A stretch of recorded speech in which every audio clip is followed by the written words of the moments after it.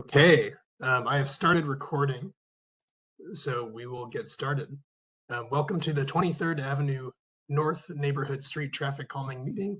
It's January 11th, 2024, and this will be from 6 p.m. to 7 p.m. This is a virtual only meeting, so like I mentioned, we'll record this so that it can be posted to YouTube and viewed by anyone who wasn't able to make it tonight. So we're going to start off with some generic information. What is traffic calming? The Neighborhood Street Traffic Calming Program focuses on residential streets only.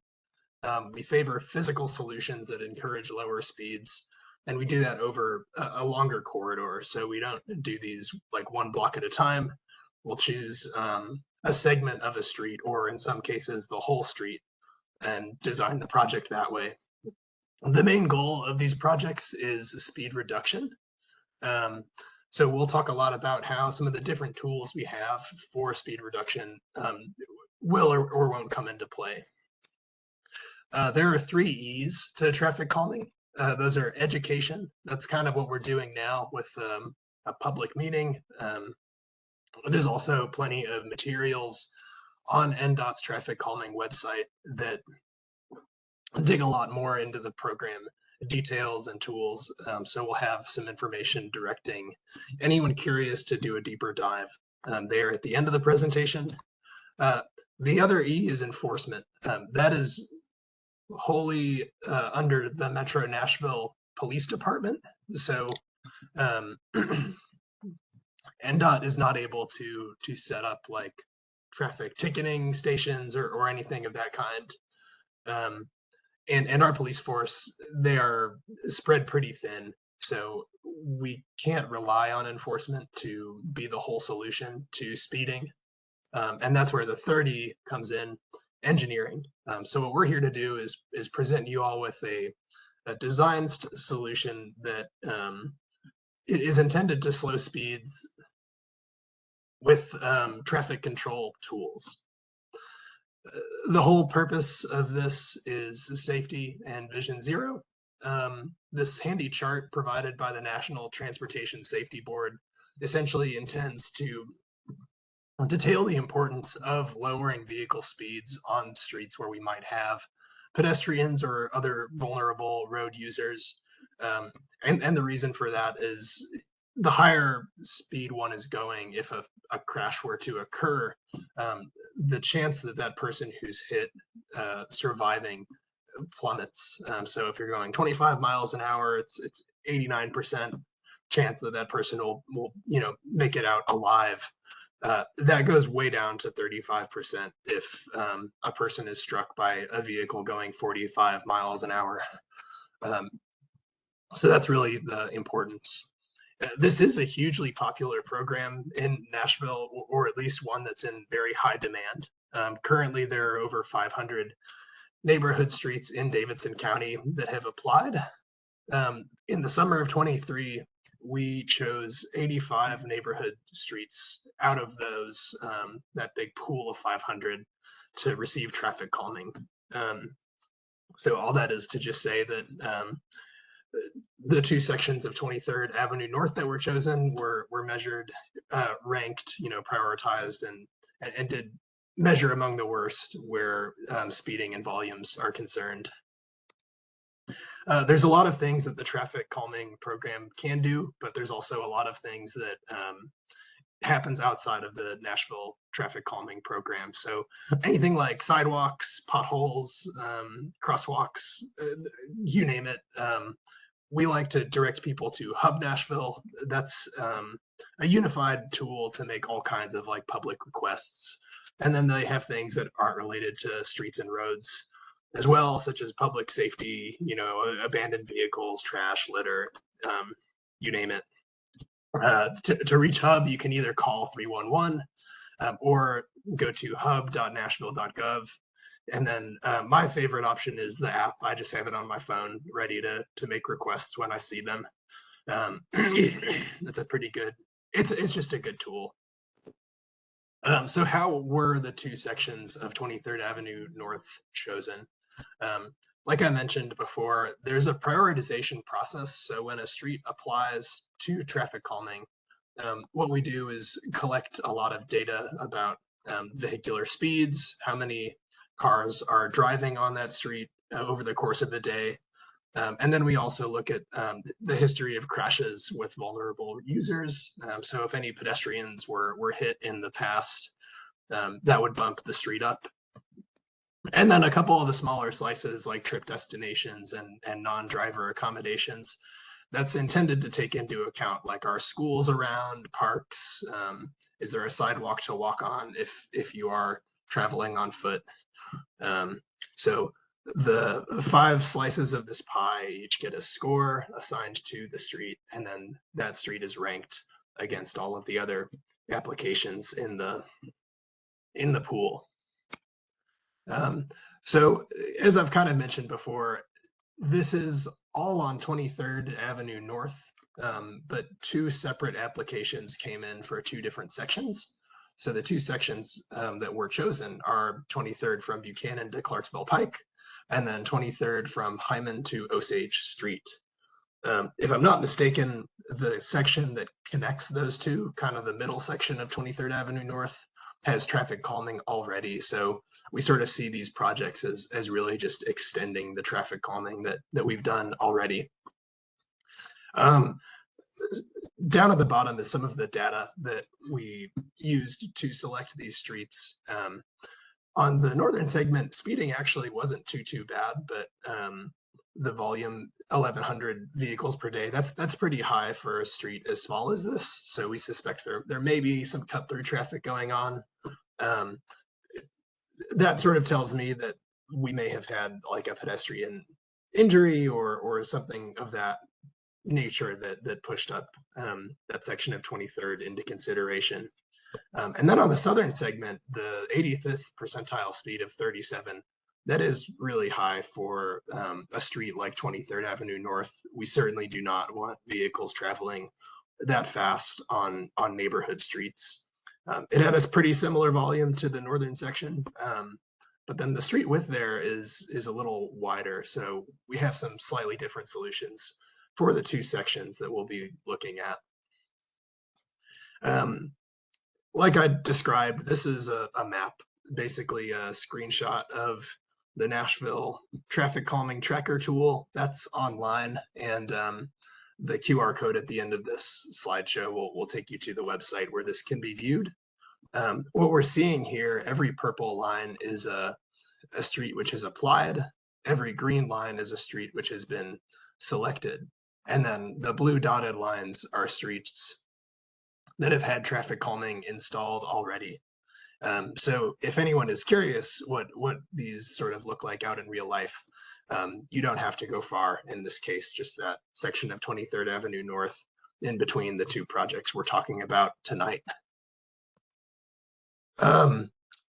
So before we jump into the toolkit, I just want to pause, make sure everyone is understanding me okay. My voice is a little scratchy tonight. And then I also want to take any questions that might have surfaced while we reviewed the first section of the presentation.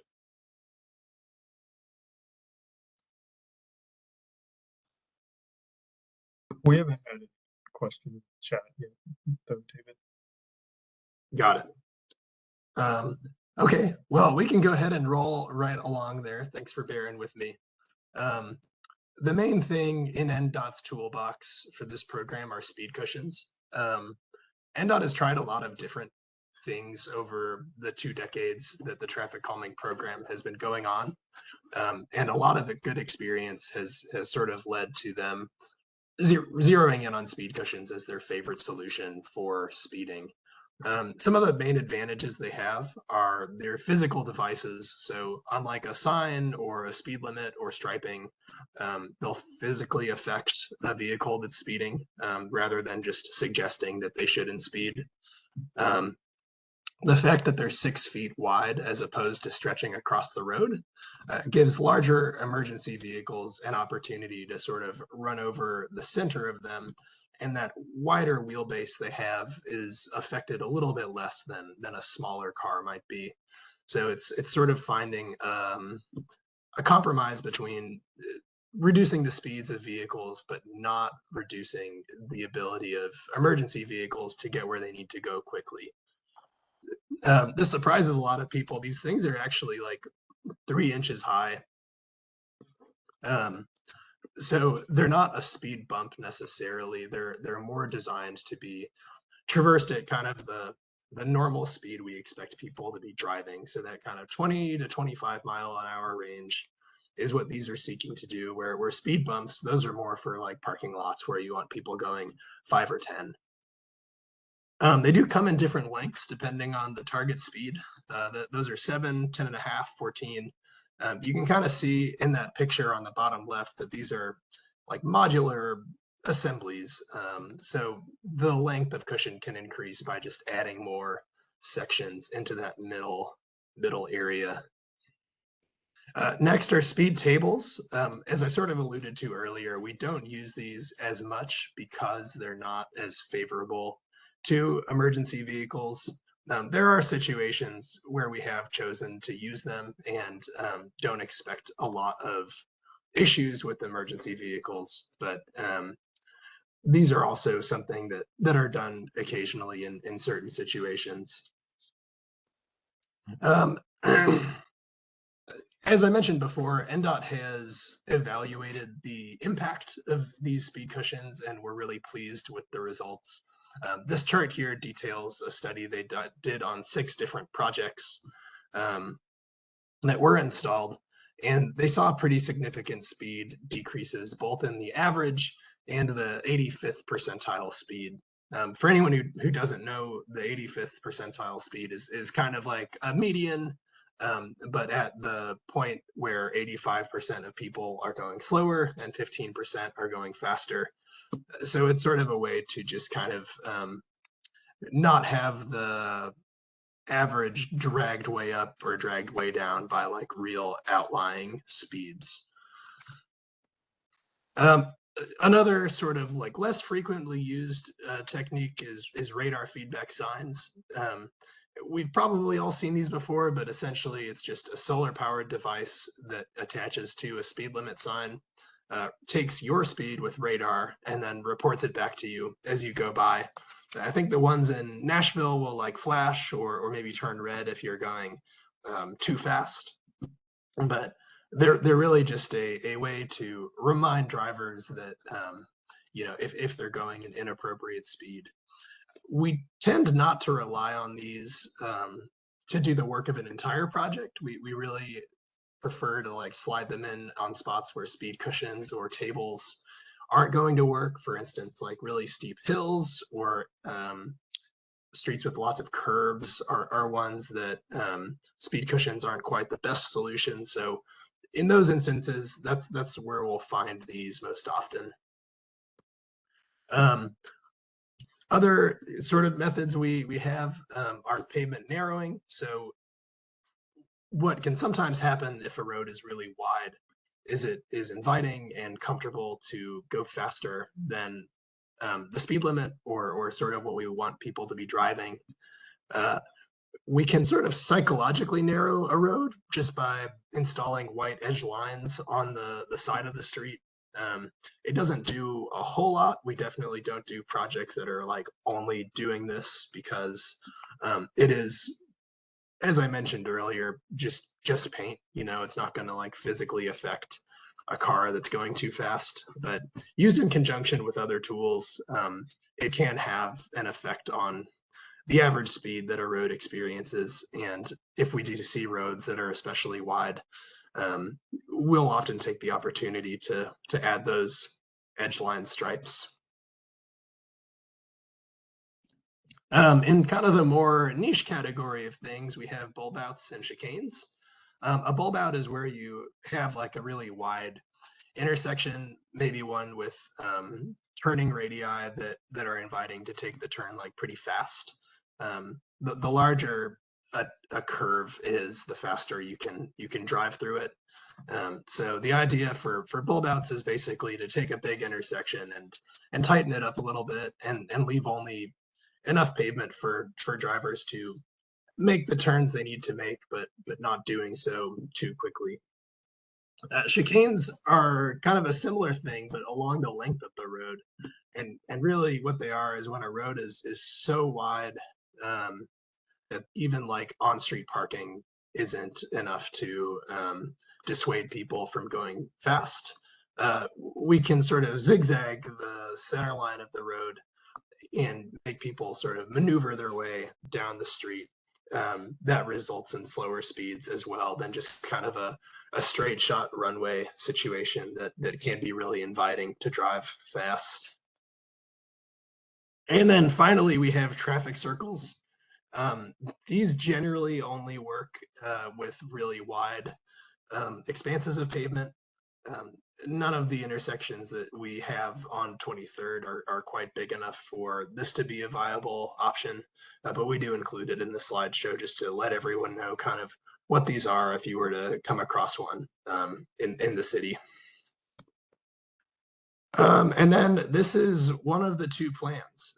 So this is the southern section from Hyman to Osage Street. As you can see, we're proposing 5 sets of speed cushions along the length of the road. We tend to try to space these out between 300 and 500 feet apart. So that's kind of what guided our decision to choose 5 rather than, 2 or 3 or 10. And basically the rationale behind that distance is it's a happy medium between not so few that drivers are able to slow down for the cushion and then speed way up to make up for lost time, but not so many that we see like diminishing returns. Certainly if we had 10 on here instead of 5, everyone would be going at appropriate speed, but we'd have spent twice as much money to not really accomplish anything additional. Very similar story on the northern section of 23rd Avenue North. This road is quite a bit shorter than the southern section, so we proposed 3 here, but that spacing criteria is still held, and these projects are going to be really similar. Before I move on to kind of timeline, next steps, I just wanted to hang out here for a minute and answer any questions that meeting attendees might have about what they see in the concepts.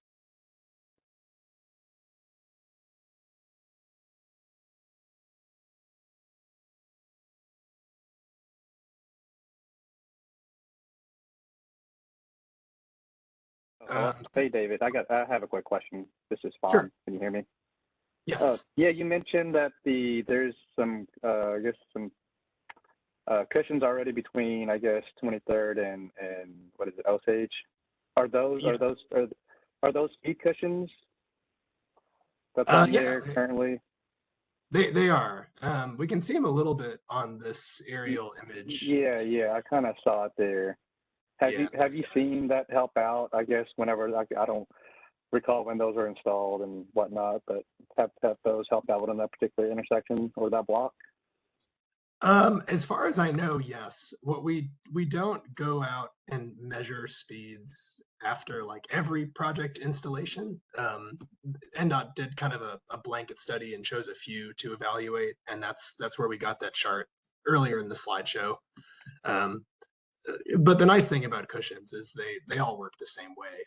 So we can confidently expect that the speeds on the middle section of 23rd Avenue North have decreased. Okay, thanks. Sure. Anyone else before we move on?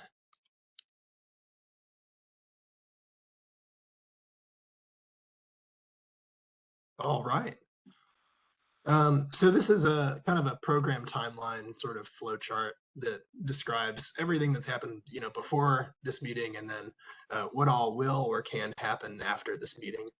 So like I've mentioned, this all starts with an application. So residents from both of these 2 streets applied to NDOT, submitted an application for traffic calming. We then collected a lot of data, ran a GIS analysis and ranking system to come up with a ranked list, selected your street, and we're now here in this red circle at a neighborhood meeting. What's going to happen after this is we're going to do a field review, do a more detailed design, kind of check any of our assumptions that we may have made, but while putting our concepts together. And then we can do one of two things. We can either post the plans online and have everyone vote yes or no. Do we like this project? Do we not like this project? And then get it constructed.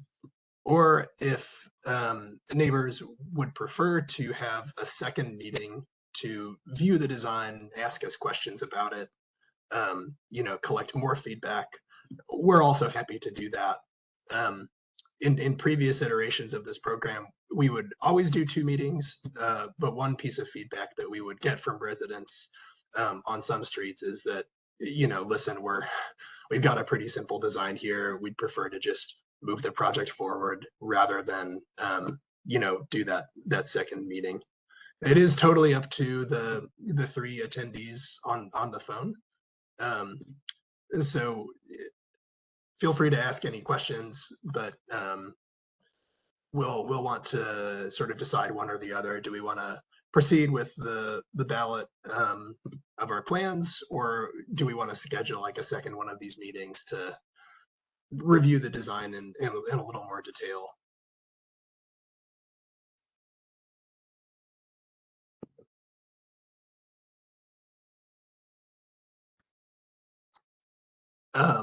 I am looking for some feedback, like yes, we want meeting 2. Yeah, no, I don't think I need a second meeting or anything just from my end.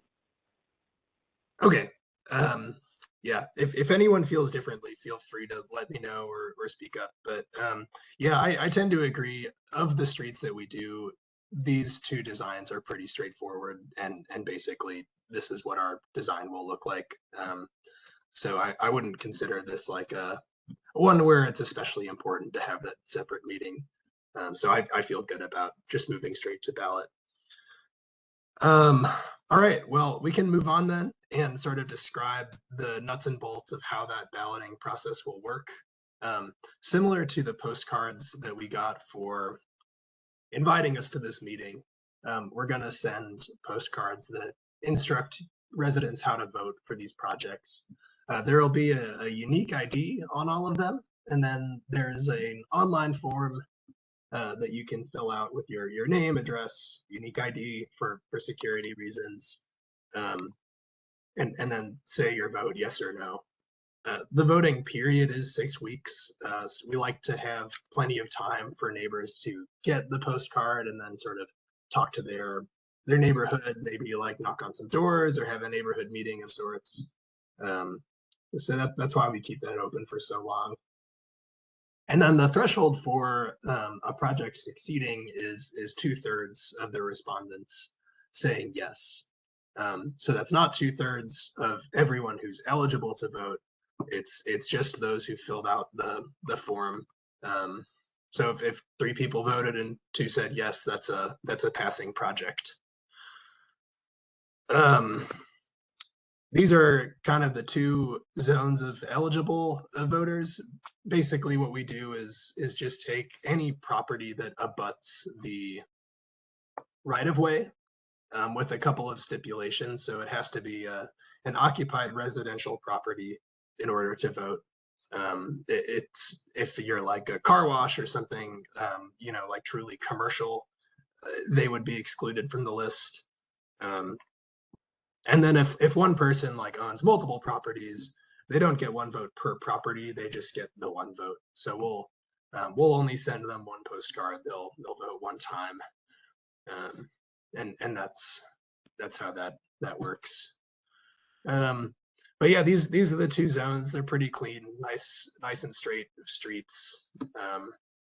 But yeah, if anyone was encouraged to reach out to their neighbors and seek votes one way or another, this is basically kind of the area that is getting the postcards in the mail. That's all I've got. So I'm happy to stay on until upwards of 7 for any questions. It sounds like we probably won't need to stay on that long. But I've also got my contact information here, so feel free to reach out to me after the meeting if something comes up or you have more to discuss. But otherwise, we can wrap up and move on with our evening.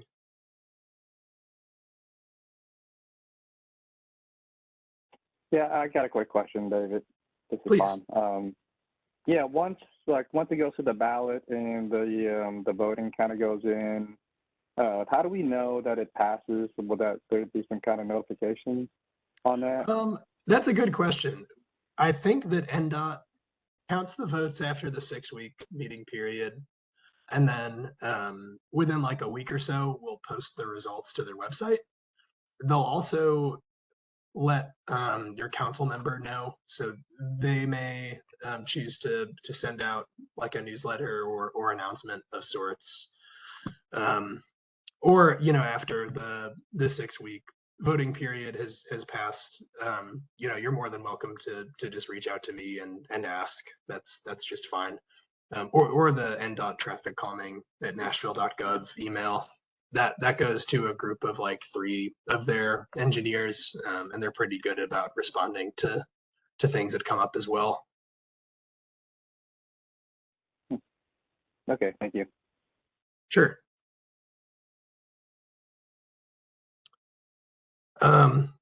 All right. Well, everyone, thank you so much for your time. Really appreciate you joining the call this evening.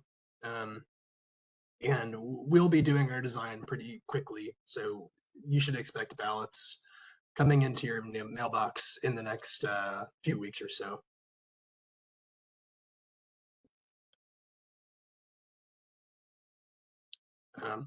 All right. Well, I will go ahead and stop this meeting.